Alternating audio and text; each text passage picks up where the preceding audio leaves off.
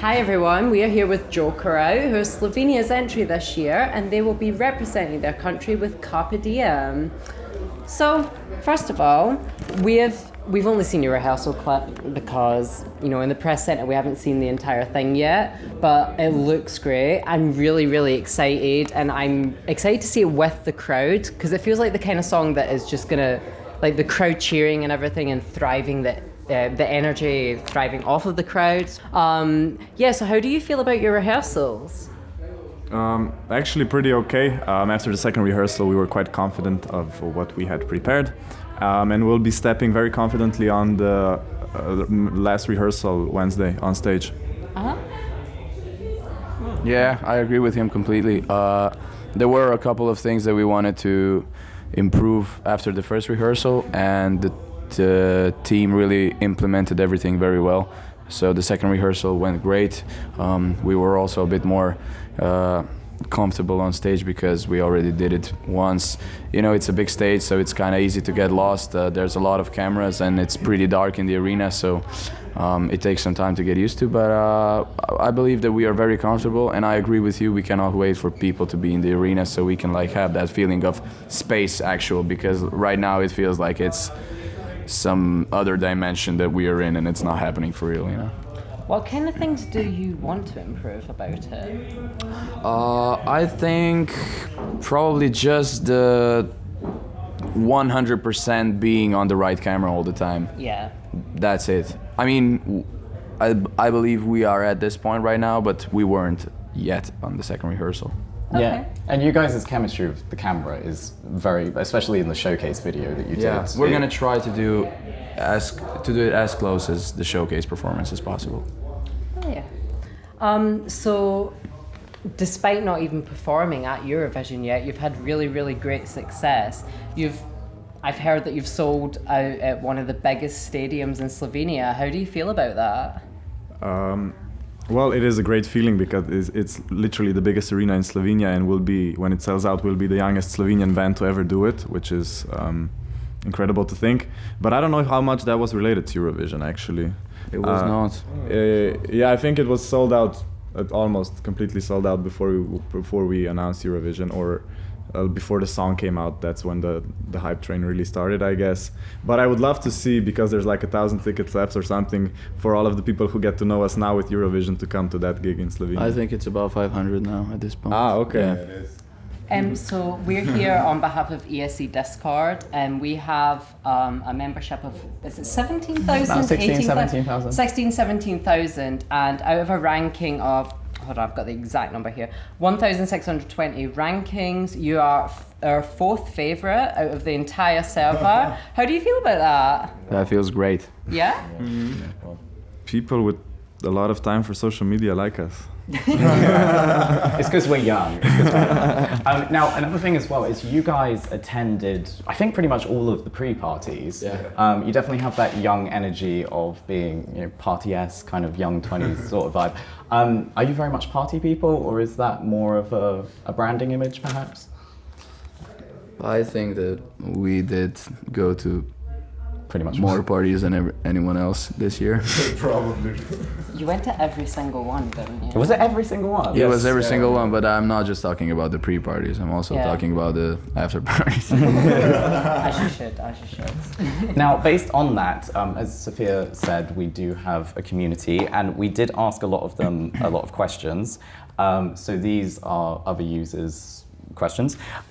So first of all, I'm sure you've probably been asked quite a lot what your favorite Eurovision song this year is. So we're not going to ask that. Yeah. We're going to ask what your favorite song outside of Eurovision of all time is. Yep, every single one of you. So get thinking, except for you, who you will be first. That's impossible to answer. I mean, That is impossible to answer, but the first song that came to my mind was Careless Whisper. Oh, beautiful. I forget what it's called. From Oasis. Don't Look Back in Anger. Don't Look Back in Anger. Walk of Life, Dire Straits. Grizzly Bear what is it? Nobody knows. It's fake. My favorite song is Wait. No, I forgot the It's so good you don't know. Yeah. Yeah, and you should say it. Yeah. I'm gonna say "Shine on You, Crazy Diamond" because it's the first song I ever cried to. Oh, beautiful. You cry to Shine on Crazy Yeah. Diamond. I cried to the song in High School Musical too, I think, when Troy and Gabriella are getting separated on the little bridge. See, I have like a vague memory of that. I need to rewatch that. I've only seen the first one recently, but not the second one. Yeah. Did you find it?